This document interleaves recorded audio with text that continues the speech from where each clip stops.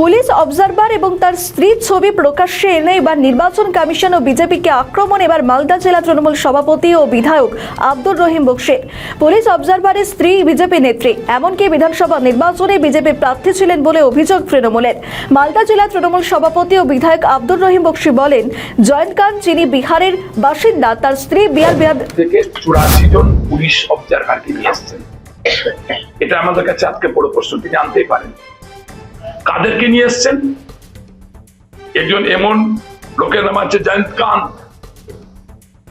যার স্ত্রী গত বিধানসভা বিহারের যে ইলেকশন হলো 2025-এ, না এই যে ইলেকশনটা গেল, সেই ইলেকশনে তিনি ক্যান্ডিডেট ছিলেন, যারা আমাদের কাছে ফটোকপি আছে।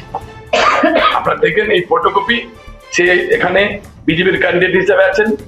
এই যে ইনি হচ্ছেন ওনার স্ত্রী, এই যে এখানে ওনার স্ত্রীকে দেখা যাচ্ছে, উনি হচ্ছেন তার স্ত্রী। কোথাকার বিহারে, বিহারটা কোথায়?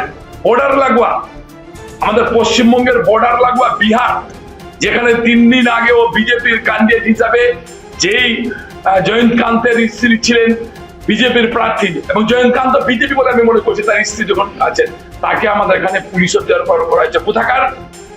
বৈষ্ণবনগরের মতো জায়গা, কোথাকার আজকে সুজাপুরের মতো জায়গা, মথাবাড়ির মতো জায়গা, মানিকচকের মতো জায়গা, যেখানে এসআইআর নামে বেশিরভাগ ভোটটাকে 50% ভোটটাকে বাতিল করা হয়েছে। আর এসআইআর এর মাধ্যমে যে সাপ্লিমেন্টারি ভোটার লিস্ট বেরোচ্ছে, এত সুজাপুরে দেখা যাচ্ছে 500 লোকের নাম, যদি তারা সাবজুডিস ছিল 500 জনের মধ্যে 490 জনকে আবার নতুন করে সেখানে ডিলিটের খাতায় রেখে দেওয়া হয়েছে। এবং পরিকল্পিতভাবে সুপরিকল্পিতভাবে এই ধরনের লোকগুলোকে 84 জন, একজনকে আমরা ধরে ফেলেছি, যে তার পরিবার আমরা ধরে বের করতে পেরেছি, যেটা আপনাদের সামনে আমরা তুলে ধরলাম। আর 83 জনও তার এরকমই কোনো জায়গায় তারা বিজেপির সাথে প্রত্যক্ষভাবে তারা জড়িত আছে। তাদেরকে খোঁজ করলে, তাদের তদন্ত করলে পাওয়া যাবে। তাহলে সুপরিকল্পিত ভাবে এখানকার পুলিশের পরিকাঠামোকে ভেঙে দিয়ে, এখানে প্রশাসনিক ডিএমদের পরিকাঠামোটাকে ভেঙে দিয়ে, তাদের বিজেপির লোকগুলোকে অমিত শাহ খুঁজে আজকে নির্বাচন কমিশনের মাধ্যমে পশ্চিমবঙ্গের ভোট ব্যবস্থাকে ভেঙে চুরমার করে দিয়ে নবান্ন ক্ষমতা দখলের লোভে আজকে ওটা পশ্চিমবঙ্গের বাঙালি সমাজকে মৃত্যুর মুখে ঠেলে দেবার চক্রান্ত, ভিন্ন চক্রান্ত করছে।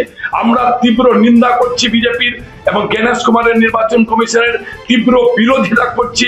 আমরা এই ধরনের ষড়যন্ত্রের আমাদের ভিডিও ভালো লাগলে লাইক ও শেয়ার করুন, কমেন্ট সেকশনে আপনাদের মতামত জানান। আরও ভিডিও পেতে আমাদের চ্যানেলটিকে সাবস্ক্রাইব করুন এবং প্রতি মুহূর্তে খবরের আপডেট পেতে প্রেস করুন বেল আইকন।